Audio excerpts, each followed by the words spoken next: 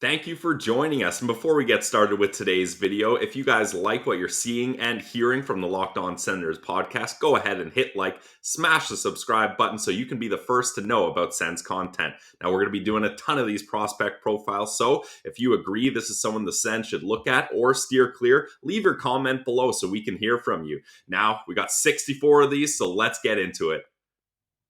All right, coming in at number 33 with an average ranking of 37.66 Pilsy from your Guelph Storm, we're going with centerman Danny Zhilkin. Danny Zhilkin from the Guelph Storm, and this is a guy who was born in Moscow, but he spends all his time in Canada. Pretty much born. I was going to say pretty much born and raised. Raised in Canada. He represents Canada at international events, and he was a massive part of the Guelph Storm team. We already mentioned Sasha Pasajov. Ross, I'm still upset that the Sens didn't take him, but we won't get too deep into that because any Guelph Storm player we mention, his name pops up, and the Anaheim Ducks got themselves a great prospect. Back to Danny here, 6'1", 189 pounds, so already has that nice frame of a centerman that you want. With the Guelph Storm, he had 66 games played, 23 goals, 32 assists, good for 55 points. He was only behind Sasha in points for the Guelph Storm, and there's a lot to like about this kid. He's one of the rare cases, Ross. This really surprised me, of an OHL prospect that had a full OHL season under his belt before this year. In 60 games of his rookie season, he only had 15 points, so he definitely has come a long way from that. And what I like about him is he's a pass and shoot threat with size.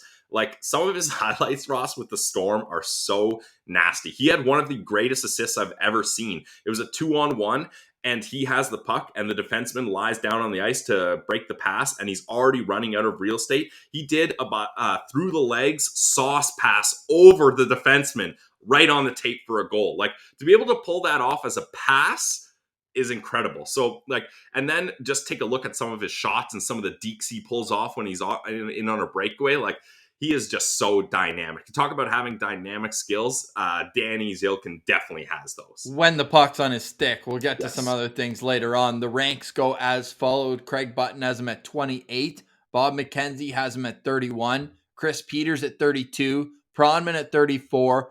Elite Prospects at 43. And Scott Wheeler at 58. But all in all, this is one of the more tight rankings in terms of the top end to the bottom end. The range going from 28 to 58, even though, and then you take out 58. Let's do it Olympic style. Take out the best and the worst. You're looking at a range of 31 to 43. So it's pretty clear where Zhilkin is seen to go, but the strengths, they come out flying. 55 points, including 23 goals in 66 games this year. And despite missing last season, as you mentioned, he snuck his way into OHL action in 2019-2020. So I think that gave him a bit of a leg up here. He, to me, is more of a safe projection at the NHL level, although we'll get to it. The skating is, again, the problem with Zhilkin.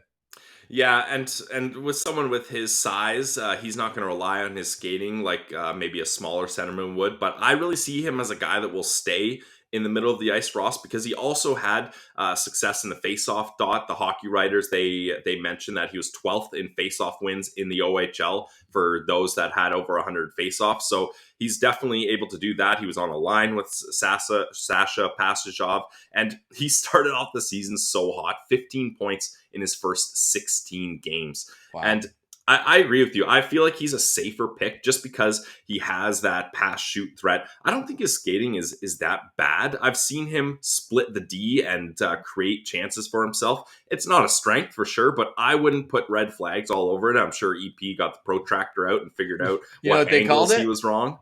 A complete mess.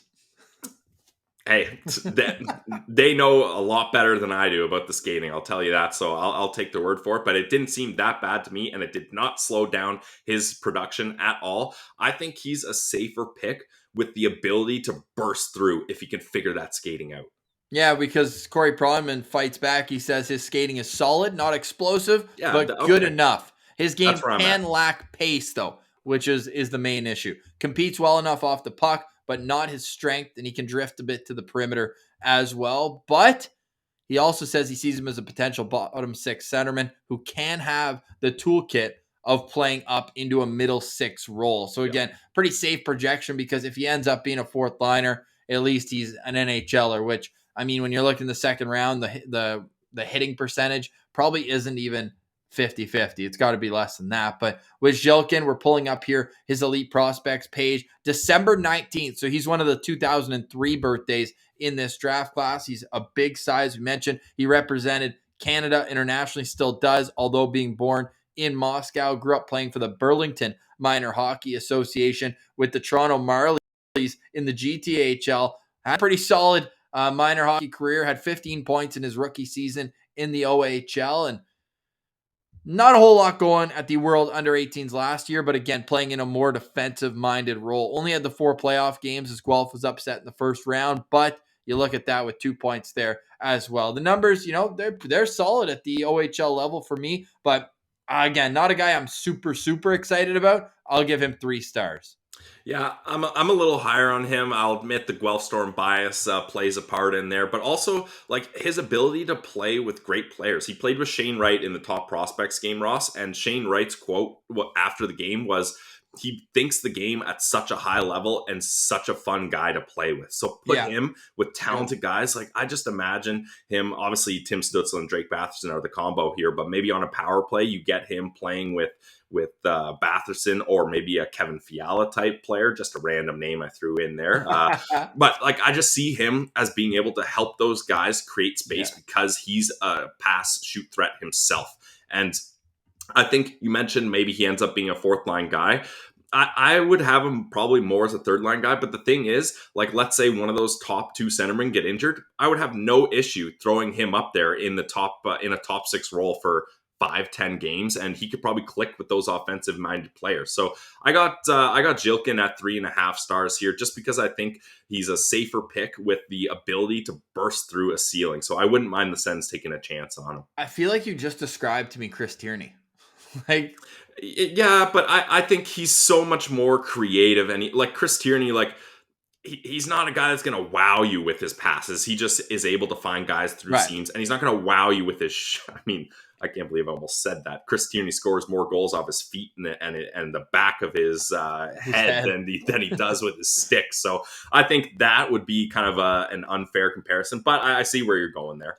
Yeah. All right. Well, he comes in at number, where are we at? 35? 33. We are flying through these. Yeah. We've done 31 of these profiles, and Danny Zhilkin coming in at number 33.